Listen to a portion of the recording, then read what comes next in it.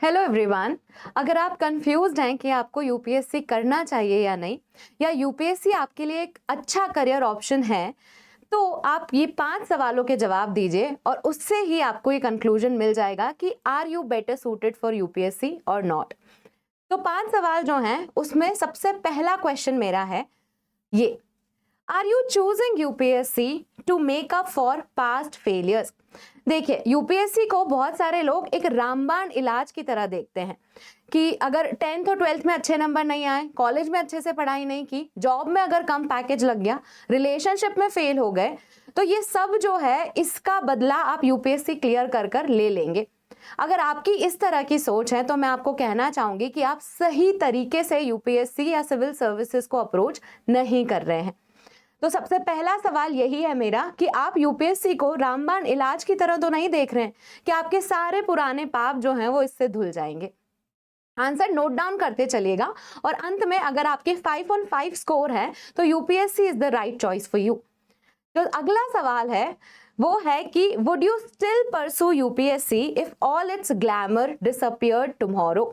अगर कल को यूपीएससी से रिलेटेड जो भी चमक धमक है, कहने का मतलब है कि अगर आपका यूपीएससी क्लियर होता है और आपको रैंक मिलती है तो आप देखते हैं कि टॉपर्स को कितना सम्मान मिलता है सोसाइटी में, आपको बहुत सारी रिस्पेक्ट मिलेगी, लोग सर झुकाकर आपके सामने खड़े होंगे, आपको सल्यूट करेंगे, इंस्टाग्राम और फेसबुक पे आपके हजारों फॉलोअर्स ऐड हो जाएंगे और आप जो कहेंगे दैट गोज।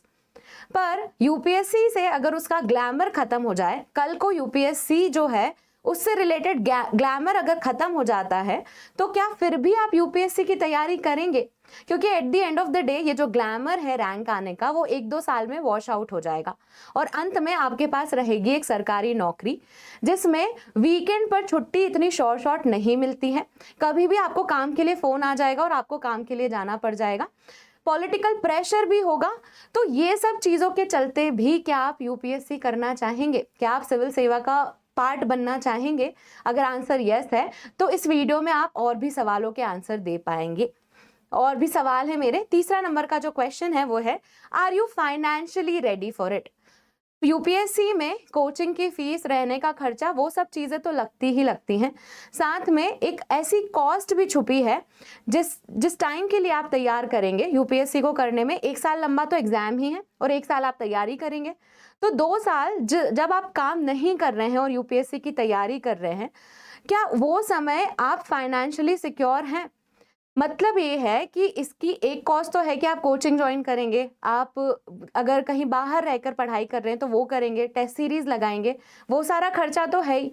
साथ में इसकी दूसरी कॉस्ट भी है जिसे हम अपॉर्चुनिटी कॉस्ट कहते हैं इकोनॉमिक्स में। जब आप यूपीएससी की तैयारी कर रहे हैं तब आप वो जॉब नहीं कर रहे हैं जिससे आपको पैसा मिल सकता था। तो अगर ऐसा केस है आपका तो आप फाइनेंशियली सिक्योर हैं? क्या आपके फाइनेंसेस अलाउ करते हैं? क्योंकि आई वुड नेवर रेकमेंड कि आप जमीन बेच के या जमीन गिरवी रख के या लोन लेकर यूपीएससी की तैयारी करें। It's not worth it. इसमें रिस्क बहुत ज्यादा है। आपको पता ही होगा कि सिर्फ 1% लोग चयन होता है उनका, सिर्फ 1% लोग ही सिलेक्ट होते हैं। तो इतनी रिस्की जॉब में आप के अगर फाइनेंसेस अलाउ नहीं करते हैं तो मैं आपको कहूंगी कि please don't go for it. Next question है, do you struggle with FOMO? क्या आपको फोमो होता है? फोमो मतलब फियर ऑफ मिसिंग आउट। क्योंकि यूपीएससी, जैसा कि मैंने बोला, 1 साल लंबा तो एग्जाम ही है और 1 साल आपको तैयारी करने के लिए लगेंगे। अब इस 2 साल की आपकी स्ट्रगल या फिर आपकी जर्नी में दूसरे जो आपके दोस्त हैं वो आगे बढ़ चुके होंगे, उनकी नौकरियां लग गई होंगी, वो घूमने जा रहे होंगे, वो ट्रिप्स पर जा रहे होंगे। साथ ही आपके जो साथी हैं, हो सकता है कि आपके 2 दोस्त हैं जिन्होंने मिलकर यूपीएससी की तैयारी करना शुरू किया, तो उसमें से एक का सिलेक्शन हो गया, एक का प्रीलिम्स निकल गया, एक का मेंस निकल गया, इस तरह की चीजें भी होंगी। तो उससे आप हताश तो नहीं हो जाते आसानी से। देखिए, हर किसी के लिए यूपीएससी पहली बार में क्लियर नहीं किया जा सकता है, तो इसीलिए आपको लंबे समय तक इस एग्जाम से जुड़े रहना पड़ेगा। इसमें जरूरी है कि आप अपनी मानसिक स्थिति भी सही रखें। अगर आपको आसानी से फोमो हो जाता है, अगर आप कमजोर दिल के हैं, तो ये रेस आपके लिए नहीं है। यहाँ पर आपको लंबी रेस का घोड़ा होना पड़ेगा। और 5वां सवाल जो है वो है, do you have the required qualities for UPSC? UPSC के लिए कुछ क्वालिटीज होती हैं, जैसे डेडिकेशन, डिटर्मिनेशन, फोकस, परसीवरेंस। अगर मैं आपको बहुत ही आसान भाषा में समझाऊं तो यूपीएससी में सिर्फ मोटिवेशन से काम नहीं चलता।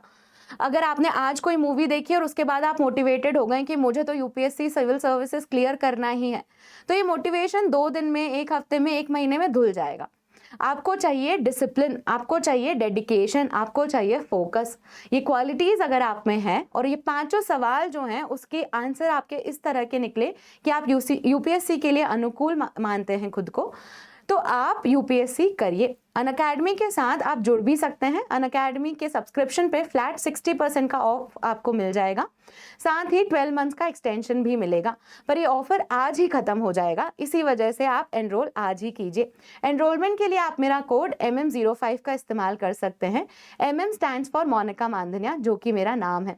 Hello everyone. सो मैंने इस वीडियो में अपने आप को इंट्रोड्यूस नहीं किया बिकॉज मैं आपका समय ज़ाया नहीं करना चाहती थी, तो अब इंट्रोड्यूस कर देती हूँ। मेरा नाम मोनिका मांधनिया है और लेट्स क्रैक यूपीएससी सीएसई में आपका स्वागत है। ये अनअकैडमी के सब्सक्रिप्शन पे डिस्काउंट चल रहा है, तो अगर आप यूपीएससी की तैयारी के लिए खुद को फिट मानते हैं तो आप इसमें एनरोल कर सकते हैं। हमारी कुछ बैचेस हैं जिसके बारे में आपको सब्सक्रिप्शन में दिख जाएगा। हम कुछ सब्जेक्ट्स, कुछ मटेरियल आपको फ्री में भी प्रोवाइड कर रहे हैं, जैसे कि करंट अफेयर्स का मॉड्यूल, PYQs का कलेक्शन और NCERT बेसिक्स। तो अगर आप यूपीएससी की तैयारी शुरू करने का सोच रहे हैं तो आप ये फ्री मटेरियल को एक्सेस कर लीजिए। इसको एक्सेस करने के लिए आपको डिस्क्रिप्शन में लिंक मिलेगा, वहां जाकर आपको इसका एक्सेस मिल जाएगा।